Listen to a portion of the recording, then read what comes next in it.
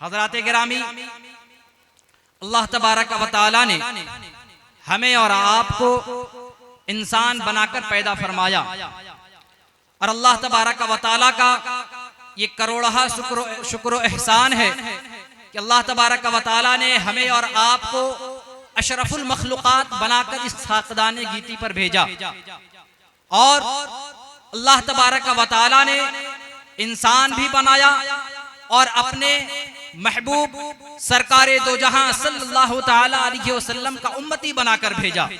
यह हमारे और आपके लिए बाइसे फख्र की बात है, यह हमारे लिए बाइसे नेमत है। अगर हम इस पे अगर जिंदगी भर शुक्र अदा करें तो रब्बे कदीर का हम शुक्र अदा ना कर सकेंगे।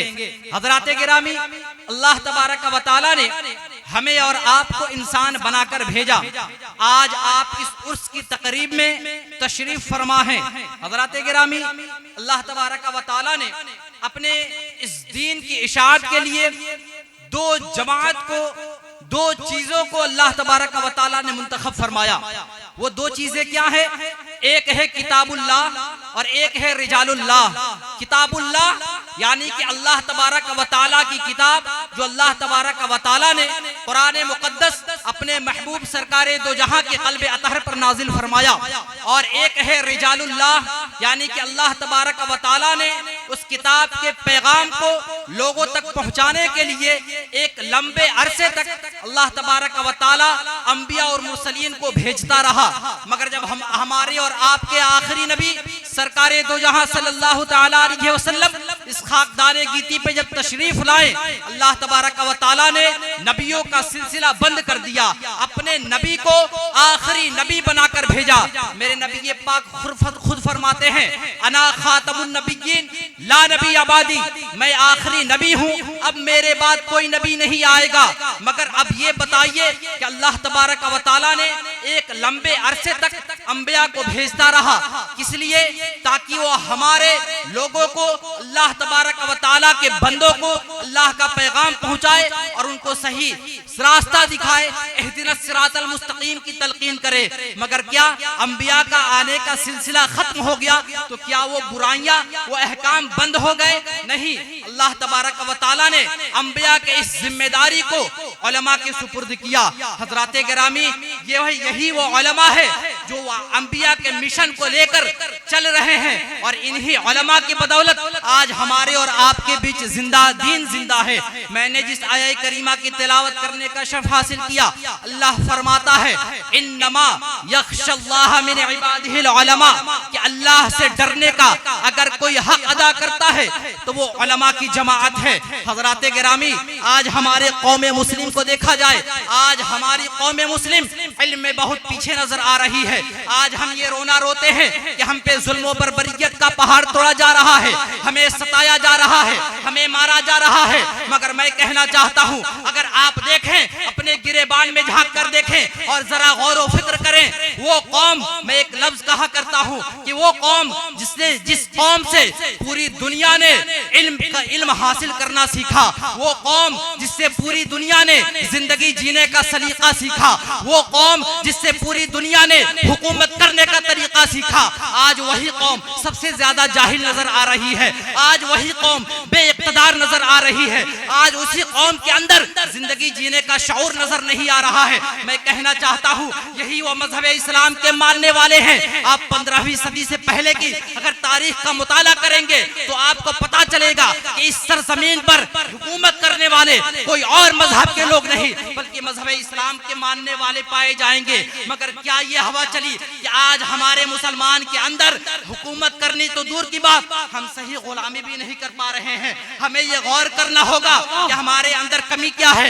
याद रखिएगा, रोना बंद कीजिए, आप जरा गौर करें अपने माजी की तरफ। हज़रात गिरामी, याद रखिएगा, वही कौमें हुकूमत किया करती हैं जिनके कौम के हाथ किताब और कलम से सजे होते हैं। हज़रात गिरामी, रब्बे कदीर ने जब कुरान मुक़द्दस क़ल्बे मुस्तफ़ा पर नाजिल फरमाया, याद रखिएगा, कुरान में नमाज का जिक्र है, रोजे का जिक्र है, हज और ज़कात का जिक्र है, इबादत का जिक्र है। मगर मैं बताना चाहता हूँ, जब अल्लाह तबारक व तआला ने कुरान मुक़द्दस को क़ल्बे मुस्तफ़ा पर नाजिल फरमाया तो अल्लाह तबारक व तआला ने जो सबसे पहले वही, जो सबसे पहली आयत क़ल्बे मुस्तफ़ा पर नाजिल फरमाई वो क्या है, जरा गौर करें। अल्लाह तबारक व तआला ने जो सबसे पहली वही क़ल्बे मुस्तफ़ा पर नाजिल फरमाई, अल्लाह फरमाता है इक़रा बिस्मि रब्बिकल्लज़ी खलक़ खलक़ल इंसान मिन अलक़ इक़रा व रब्बुकल अकरम अल्लज़ी अल्लमा बिल क़लम। अल्लाह फरमाता है इक़रा बिस्मि रब्बिकल्लज़ी खलक़, पढ़ अपने रब के नाम से जिसने तुम्हें पैदा किया।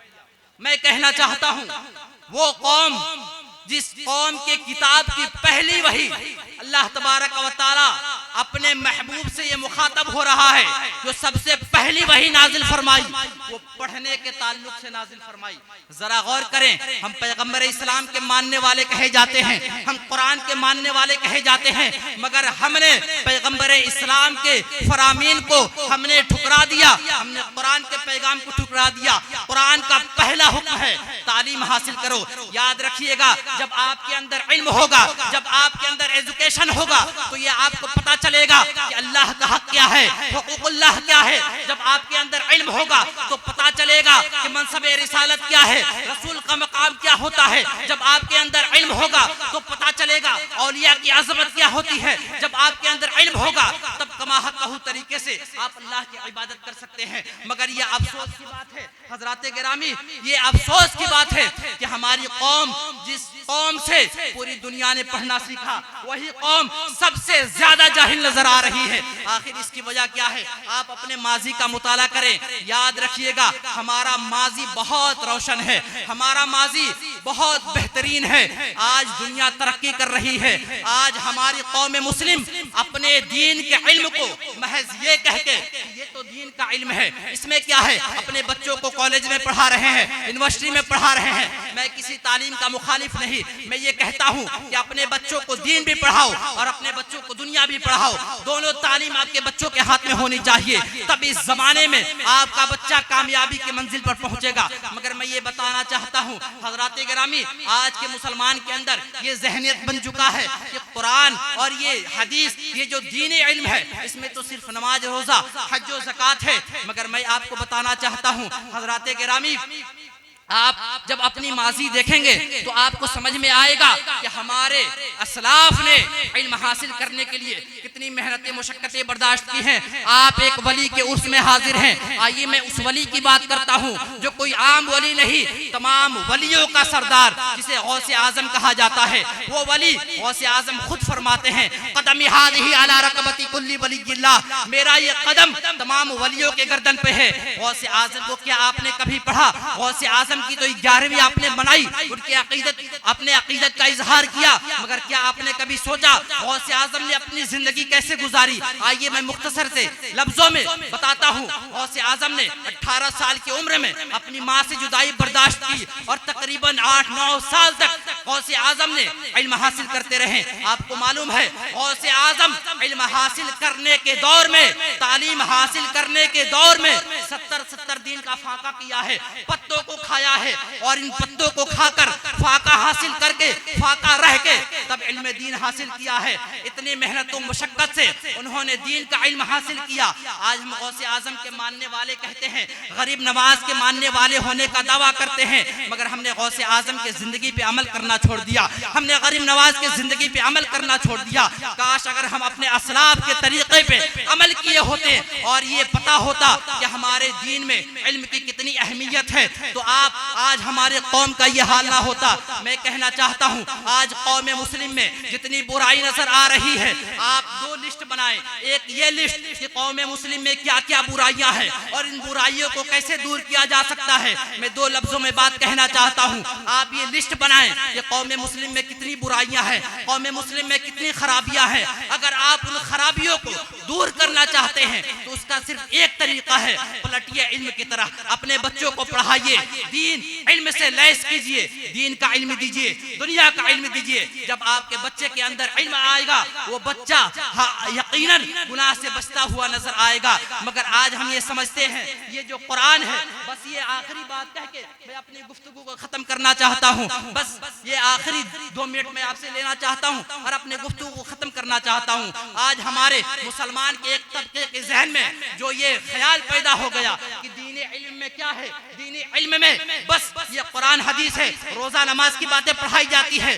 मगर मैं कहना चाहता हूँ आज बड़े बड़े कैम्ब्रिज और ऑक्सफोर्ड जैसे यूनिवर्सिटी के छतों के नीचे अगर सबसे ज्यादा किसी चीज पे रिसर्च हो रहा है तो कुरान की आयत पे रिसर्च हो रहा है, हुजूर के हदीस पे रिसर्च हो रहा है। आइए मैं एक छोटी सी झलक दिखा रहा हूँ कि आपके कुरान में क्या है, आपके हदीस में क्या है। ये मुसलमान समझते हैं, कुछ लोगों का ये समझना है कि कुरान में सिर्फ नमाज रोजे का जिक्र है। मगर मैं बताना चाहता हूँ यहाँ नौजवान भी हाजिर है, कॉलेजेस में पढ़ने वाले जो साइंस के स्टूडेंट हैं। आज ये दौर साइंस और टेक का दौर है, लोग साइंस के पीछे भाग रहे हैं। साइंस ने ये रिसर्च किया, इसको अपनाओ, साइंस ने ये तहकीक की, इसको अपनाओ। मगर मैं बताना चाहता हूँ कि आपके कुरान में क्या है, जरा गौर करें। साइंस है क्या? साइंस के 3 पार्ट है, एक है फिजिक्स, एक है केमिस्ट्री, एक है बायोलॉजी। जो हमारे बच्चे स्कूल में पढ़ते हैं, मेरी बात को जरा गौर से सुनेंगे, समझ में आएगा आपके कुरान में क्या है। ये साइंस के 3 शोबे हैं। एक है फिजिक्स, आप जरा देखें फिजिक्स में क्या पढ़ाया जाता है। ये जमीन कैसे बनाई गई, ये आसमान कैसे बनाया गया, ये चांदो सूरज कैसे बनाए गए। जब आप केमिस्ट्री पढ़ेंगे तो केमिस्ट्री में क्या होता है, एलिमेंट्स के बारे में बताए जाते हैं। ये हवा क्या है, ये पानी क्या है, इन सारी चीजों को, ये लोहा क्या है, इन सारी चीजों का बयान आता है। जब आप बायोलॉजी पढ़ेंगे तो बायोलॉजी के 2 शोबे होते हैं, एक होता है जूलॉजी, एक होता है बॉटनी। जूलॉजी में ये पढ़ाया जाता है कि ये जो जमीन से जो पौधे उगते हैं, ये उगते कैसे हैं, इनमें फल कैसे लगते हैं। और एक वो शोबा है जिसमें ये पढ़ाया जाता है कि ये जानवर क्या है, इंसान के अंदर जो इंसान चल फिर रहा है, इंसान और जानवर के अंदर ये ताकत कहाँ से आती है। अब ये साइंस का नजरिया आप जरा कुरान में देखें, जो फिजिक्स में बहस होती है चांद और सूरज पे, और केमिस्ट्री में बहस होती है पानी और हवा पे, और आपके बायोलॉजी में ये रिसर्च होता है कि ये गाय क्या है, ये चींटी क्या है। मगर मैं आपको बताना चाहता हूँ ये साइंस का ये जो दौरा है, 1000 साल पहले साइंस का कोई नामो नमूद नहीं था। मगर आपका कुरान जो आज से तकरीबन 1500 साल पहले कल्बे मुस्तफा पर नाजिल हुआ था, जरा गौर करें कुरान में क्या है। जब ये सारी चीजें 1000 साल पहले थी नहीं तो इन पे बहस कैसी होगी। मगर एक कुरान का पढ़ने वाला, कुरान का जब हाफिज जब कुरान को खोलता है तो कुरान के पहले पेज पे क्या देखता है कि एक सूरह फातिहा है, सूरह बकरा है, सूरह आले इमरान है, सूरह निसा है, उसी में एक सूरह कमर है, एक सूरह का नाम सूरह शम्स है, एक सूरह का नाम सूरह नमल है, एक सूरह का नाम सूरह नहल है। आप गौर करते जाएं, फिजिक्स पे बहस होती है ये चांद कैसे बनाया। चांद को इंग्लिश में सन कहा जाता है, और इसे ये सूरज को इंग्लिश में सन कहा जाता है, और इसी सूरज को अरबी में शम्स कहा जाता है। वो कुरान जो 1500 साल पहले नाजिल हुआ था, शम्स नाम की सूरत कुरान में मौजूद है। ये जो कमर है जिसे चांद कहा जाता है, चांद को अरबी में कमर कहा जाता है, वो कमर नाम की सूरत कुरान में 1500 साल पहले से मौजूद है। साइंस में रिसर्च होती है चींटी पे, और चींटी को अरबी में नमल कहा जाता है, और नमल नाम की सूरत कुरान में 1500 साल पहले से मौजूद है। साइंस में रिसर्च होती है मधुमक्खी पे, मधुमक्खी को ये अरबी में नहल कहा जाता है, और कुरान में 1500 साल पहले नहल नाम की सूरत कुरान में मौजूद है। इससे पता चला जहाँ कुरान इबादत का जिक्र करता आया है, वही कुरान इस दुनिया की और इन साइंसी तहकीकात का पता देता हुआ नजर आ रहा है। हजरात ग्रामी, ये कुरान का नजरिया है। मगर हम ये समझते हैं कुरान में सिर्फ नमाज, रोजा, हज, ज़कात है। आप बस ये आखिरी पैगाम, अपने आप कामयाबी चाहते हैं तो अपने रिश्ते को कुरान से मजबूत कीजिए और साहिब कुरान मोहम्मद रसूलुल्लाह से मजबूत कीजिए। अल्लाह फरमाता है लक़द कान लकुम फी रसूलिल्लाहि उस्वतुन हसना, तुम्हारे लिए नबी पाक की जिंदगी बेहतरीन नमूना है। आप अपने नबी की जिंदगी को अपनाएं और कामयाब। बस ये 2 शेर में अपनी तकरीर का निचोड़ सरकार ताजो शरिया फरमाते हैं कि जिंदगी ये नहीं है किसी के लिए, जिंदगी है नबी की, नबी के लिए, और ना समझ मरते हैं जिंदगी के लिए, जीना मरना है सब कुछ नबी के लिए। वाखिर दवाना अनिल हम्दुलिल्लाहि रब्बिल आलमीन।